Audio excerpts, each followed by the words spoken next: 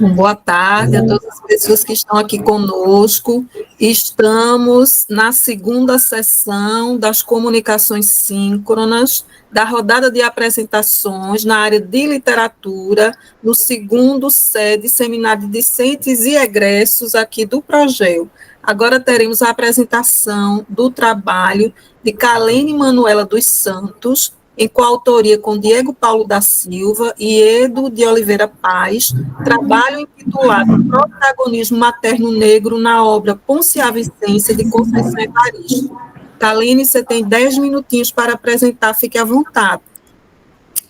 Boa tarde a todos. Como a professora já colocou, este trabalho é denominado Protagonismo Materno Negro na obra Poncia Vicência de Conceição Evaristo, e embora ele não seja necessariamente parte da minha dissertação que foi apresentada na defesa do mestrado, ele se faz muito alinhado, porque eu trabalhei com a mesma autora e com a mesma discussão, só que de maneira mais aprofundada, que é com a temática da maternidade. Então, falar um pouco sobre a justificativa desse trabalho. Este trabalho explora o tema da maternidade a partir da escrita literária de Conceição Evaristo, e a escolha do tema se justifica pela relevância de compreender as nuances dessa experiência, no caso da experiência materna, em um contexto que ainda é atravessado por opressões históricas e sociais vindas da escravidão, quando nós pensamos na representação da maternidade à luz da experiência e das vivências das mulheres negras. Então, essas dinâmicas de preconceito que perpassam a forma como nós lidamos e percebemos a imagem materna negra, ainda é notável uma certa relação com o preconceito racial e de gênero que tem suas raízes na escravidão. Então, geralmente, são imagens que estão perpassadas pelos aspectos históricos, pelo preconceito, né, e pelas vivências que retomam esse processo histórico da escravidão. Aqui eu trago como referência apenas para situar a capa da obra, porque a obra ela tem várias capas, dependendo da edição e também do ano e do lugar, né, onde foi publicado. No Brasil, essa é a capa, e se for para outro país, outros países têm outras tipificações da capa, então achei importante trazer só para deixar situada também uma imagem de Conceição Evaristo, que é a autora, e falar um pouco sobre os objetivos gerais e específicos. De maneira geral, o objetivo aqui com esse trabalho é analisar as representações materno-negras na obra Poncia Vicência, primeiro romance publicado por Conceição Evaristo no ano de 2003, e de maneira específica nós buscamos compreender como a imagem materno-negra subverte as visões racistas e patriarcais associadas às mães negras. É claro que a gente pensa numa questão social, mas a ideia é que a gente parta da obra literária para pensar essa questão do social. É também, com objetivo específico, apontar imagens ressignificadas referente à imagem das mães negras, a partir do viés literário. Com relação aos aspectos teóricos metodológicos, essa pesquisa é uma pesquisa qualitativa, de cunho bibliográfico, na qual nós recorremos à interpretação de textos de Conceição Evaristo e analisamos também as relações sociais e concretas que são mobilizadas a partir dessa obra específica, Poncia Vicência. Como embasamento teórico, nós recorremos principalmente aos estudos teóricos de Molefe Assante, Lélia Gonzalez e Oeume. Agora eu inicio com uma breve contextualização da obra, né? A obra, ela tem um enredo situado no âmbito do pós-abolição da escravidão. Ela fala de uma família de ex-escravos, pessoas que são libertas, mas que vivem ainda sob condições análogas à escravidão. E tem esse trecho que deixa bem claro para a gente a contextualização geral da obra, na qual se diz: a terra foi repartida no passado entre os negros recém-libertos, sob a condição de que eles, os negros, continuassem ali, trabalhando para os brancos. Porém, a cana, o café, toda a lavoura, o gado, as terras, tudo tinha dono, os brancos. Os negros eram donos da miséria, da fome, do sofrimento, da revolta suicida. O que se percebe na obra é que, embora a Conceição traga uma contextualização que, posteriormente, a gente pode observar que se deu no período pós-abolição, ela ainda retrata a partir da obra, né, dos sentidos que são mobilizados, como esse processo de abolição não foi algo inteiramente positivo no sentido de dar condições para que os negros libertos pudessem viver em condições fundamentais para a sua sobrevivência, para o seu bem-estar e dos seus descendentes também. A partir dessa contextualização, a obra ela vai se encaminhando para o que é notável, para uma ausência da figura paterna dentro da família Vicêncio, porque o pai ele se ausenta para permanecer trabalhando na terra de seus senhores, dos antigos senhores.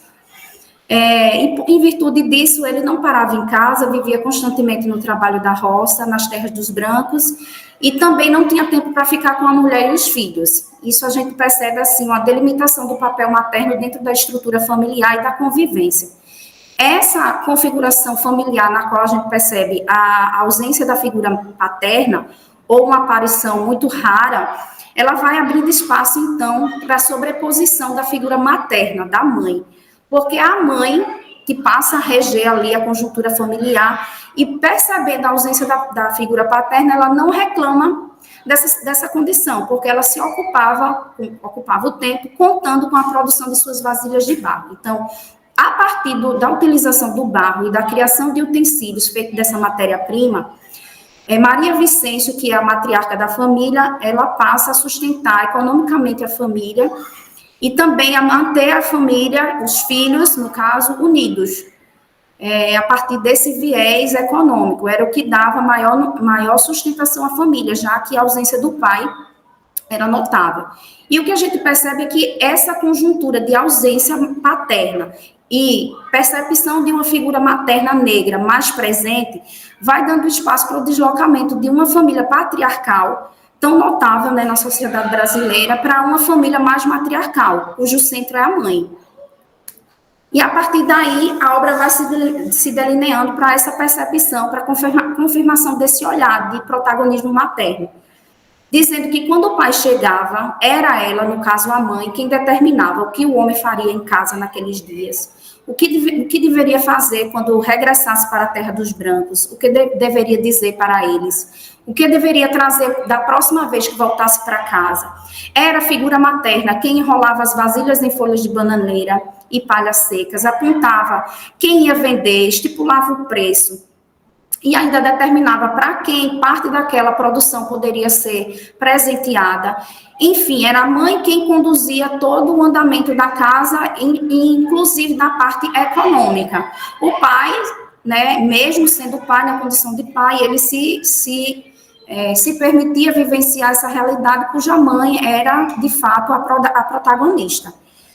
Porque ali ele, às vezes, não concordava, né, ficava em concordância, mas acabava, como diz a própria citação, fazendo o que a mãe delimitava como o coerente dentro daquela conjuntura familiar. E aí a gente começa a perceber um ser materno também, sobre o qual os demais personagens vão gravitando, né? O pai, os filhos, a figura materna ela fica centralizada, gerindo, e os demais familiares eles vão apenas seguindo o norte da mãe. O que a gente já percebe também uma certa contrariedade ou contranarrativa à posição do patriarca dentro da estrutura familiar, o que é muito comum quando a gente vai olhar para a estrutura social, econômica, que se delineou, sobretudo, para a gente aqui no Brasil, para as famílias patriarcais. A partir daí, então, além do trabalho da mãe, né, dessa postura de protagonismo dela se dá dentro da estrutura familiar em casa, ela também se projeta para um ambiente público, a partir do que a obra traz como uma exposição de trabalhos com o barro, com essas peças que ela produzia junto com a família. E essa exposição diz a narrativa que ocorreu na cidade, com utilidades e enfeites a partir da massa da terra que era o barro. Na criação da mãe estava apontado também o nome dela como autora, o que coloca também o protagonismo materno também em evidência nos espaços públicos, o que geralmente é algo que não se percebe quando a gente vai pensar na imagem materna negra. Geralmente, quando a gente vê a imagem materna em obras canônicas, por exemplo, é muito comum a gente ver essas mulheres em papéis mais subalternos, ocupando espaços que muitas vezes são domésticos e nem são o próprio espaço doméstico, tampouco com família, né? Então, é muito comum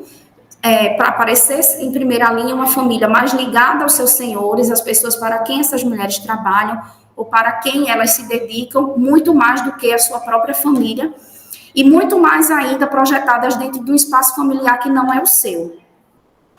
Então, se destaca, como a gente percebe, dentro dos limites familiares, como foi dito anteriormente, mas se projeta também dentro do cenário público, subvertendo a ideia de que lugar de mulher e mais necessariamente de mulher negra, é no espaço doméstico e no espaço doméstico alheio ao seu. A mãe negra, como diz Gonzalez, além de guardiã da família, é também a mantenedora de uma cultura que resiste aos processos de desumanização, como a gente percebe a partir do que a personagem vai mobilizando. A ideia de desumanização que foi associada à imagem materna negra, ela passa a ceder espaço para uma visão mais positiva. A mãe, então, continua Lélia Gonzalez, é o elo entre a memória ancestral e a luta cotidiana, porque o próprio barro remete ao trabalho muito relacionado ao trabalho dos afrodescendentes, como, por exemplo, os quilombolas. E aí a gente vê que todo esse processo de trabalho com o barro, de ter um lugar específico dentro da família que está em evidência muito mais do que com o pai, isso vai nos encaminhando para uma percepção, para além da ideia racista, né, que coloca as mulheres negras numa posição subalterna, mas também um viés em contranarrativa ao próprio patriarcado. Dito isso, e já me encaminhando para a finalização, né,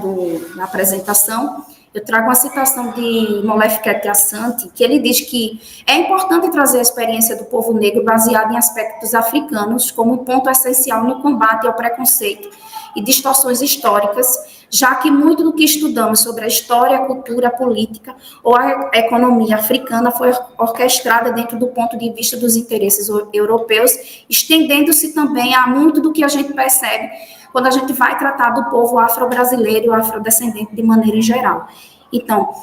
trabalhar questões sociais, e mais especificamente, como a gente viu, relacionadas à maternidade, e de modo mais especial ainda, relacionado à maternidade negra, partindo de obras literárias, que a gente tem também uma autora que é negra, que se reconhece nesse lugar de mulher preta,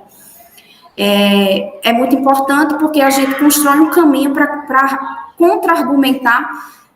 composições e representações e imagens de maneira geral que foi de maneira construída, às vezes, de maneira depreciativa a respeito dessas mulheres. Como considerações finais,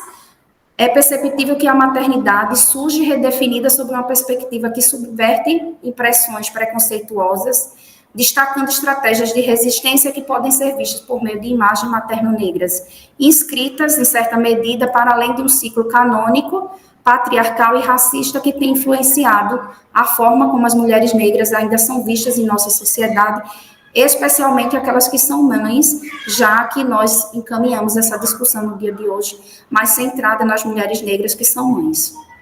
E com isso eu encerro a minha fala, aqui trago algumas referências e me coloco à disposição dos colegas, dos professores e daqueles que quiserem fazer alguma pergunta ou trazer alguma contribuição. Muito obrigada. Parabéns, Kalene, gratidão pela apresentação. Parabéns, professor Iedo, que está aqui conosco presente, prestigiando. Parabéns pela orientação, esse trabalho maravilhoso. Nós vamos, gente, abrir o debate ao final. Quem tiver alguma questão pode colocar aqui no chat em função da dinâmica das apresentações, tá certo?